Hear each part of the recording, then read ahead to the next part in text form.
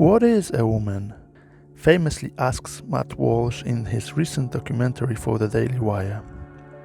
A question so trivial that it didn't bother the countless generations before us, even though a woman is not exactly a recent phenomenon.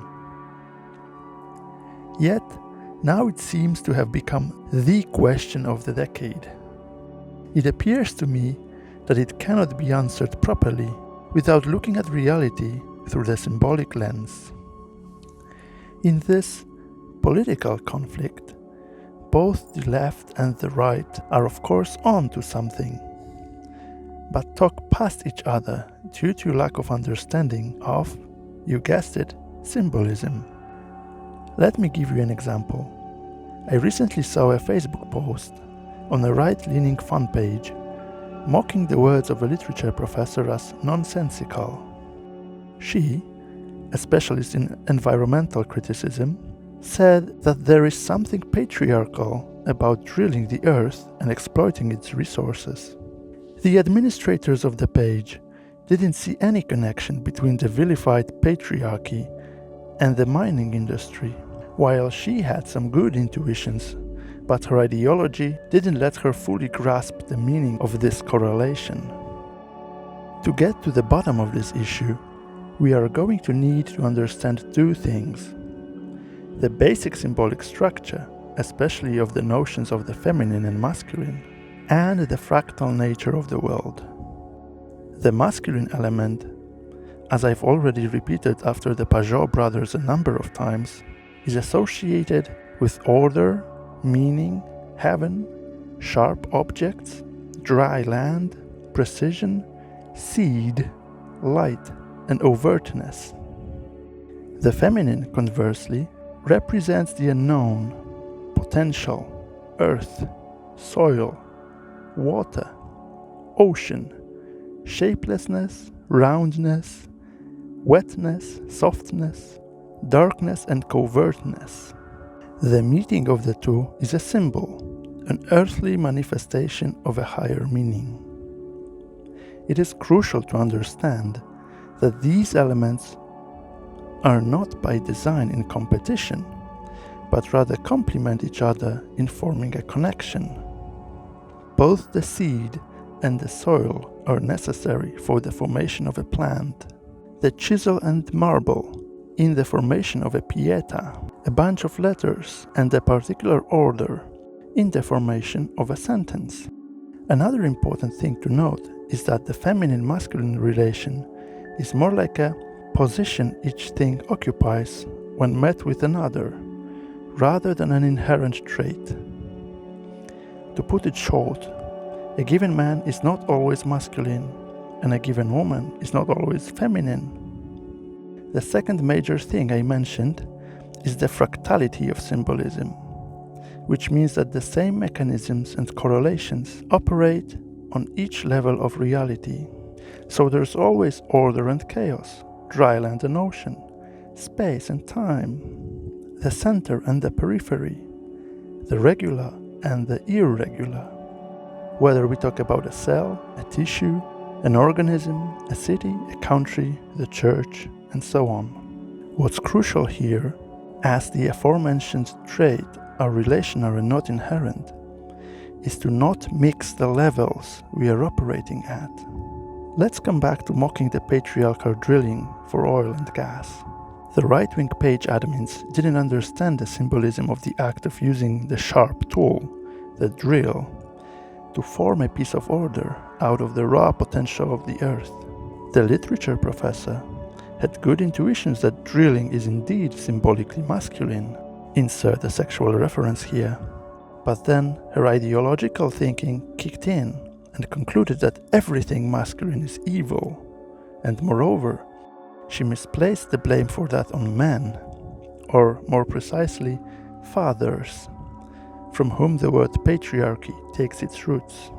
What I try to illustrate in this section using this example is that, in my opinion, the right has lost the ability to think symbolically, while the left, generally speaking, understands symbols quite well, but has lost the sense of order or hierarchy of these symbols, so using them leads them astray so much that they often reach opposite results to what they were striving for. Whew, that's probably the longest intro I've ever made, and I haven't even started about Matt Walsh. As a right-winger, just like him, I've been trying to understand what is the meaning of the absurd claims made by the progressives regarding sexuality and identity.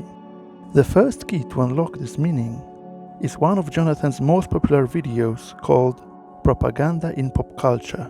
If you ponder on it long enough, you can reach the conclusion that there is now a disjoint between the masculine and the feminine. They stopped complementing each other through love and came into competition. For example, men and women used to live in separate worlds, and by used to I mean before the fall, if you recall what Maria Brandel said in our talk. But now these worlds have merged, and we compete with one another for the same positions, in the workplace or in the family. There are women who want more rights and responsibilities, and there are men that are sometimes ready to give up those rights for the security of being taken care of. So far so good, but what's significant here is that the feminine gets the short end of the stick. How so? A right-winger would ask. Women dominate higher education. They started earning more than men in many significant fields. They get all the privileges. Yes, women, but not the feminine. Think about Jonathan's video. Women are elevated by becoming masculine, as it is the only thing that counts, the only thing to worship. The feminine is in decline. Just look around you. As the space we occupy becomes more habitable, more convenient and regular, at the same time it becomes more regulated, limited, oppressive. This is all symbolically masculine, as well as everything that can be counted and measured. Governments, corporations, exact sciences keep converting uncharted potential into overt land ceaselessly. They keep drilling and drilling to make life more bearable, safer, to make our houses warmer in the winter. But as this regularization enters into more and more aspects of our lives, we start noticing its other face, oppression. This oppressive urge to name, classify, and measure everything is rightfully recognized by the progressives as masculine, but misplaced as pertaining to men. Again, the right doesn't understand the problem, doesn't see that although a woman is an adult human female, the feminine is so much more than that. Just like the attribute of giving life in a woman is not limited to her ability to be impregnated. The left, as I already said, mixes the fractal levels. So it was of no surprise how they went from experiencing oppression from, let's say, tech giants, to hating men, and from pondering on social roles of men and women, to mutilating sexual organs of masculine and feminine bodies. Oh, and let me tell you, by the way, that these tech giants, banks, and financial institutions know very well that they are the vehicles for oppression and tyranny, so they inoculate themselves with a fair amount of virtue signaling, thus diverting the wrath of the incoming flood of chaos to someone else, say, straight white men. One way or another, the feminine is at odds with the masculine, and it's failing. But it has already happened many times on various levels. You cannot kill off the feminine. It always comes back, and the harder you push it aside, the more force it will have when it comes back. The harder boundaries between the sexes you try to establish, the stronger it'll show you that biological sex is just an illusion. Physics, maths. The more exact the science, the harder blow it will have to take by being shown that everything depends on narration, all because they stared at the void and wanted to know what's unknowable and measure that which cannot be measured. This is why no one wants to tell Matt Walsh what a woman is. It is because they unknowingly operate on a symbolic plane where they are warriors against the masculine oppression, and they understand the question as, what is the feminine? If the right learned to think symbolically, it wouldn't be a mystery why every hierarchy and categorization is oppressive patriarchy, while everything that eludes classification can be understood as feminine.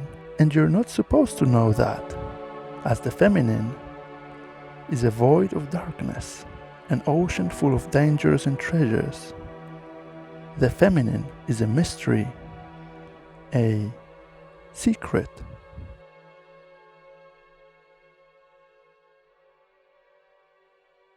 Another thing that the left doesn't understand is that the masculine and the feminine are realized in love, in the meeting of the two, in production of symbols, in harmony rather than disjunct and separation. The feminine is attracted by the masculine and vice versa. That's why, very generally speaking, women long for order and security, while men are drawn to the wilderness and risk.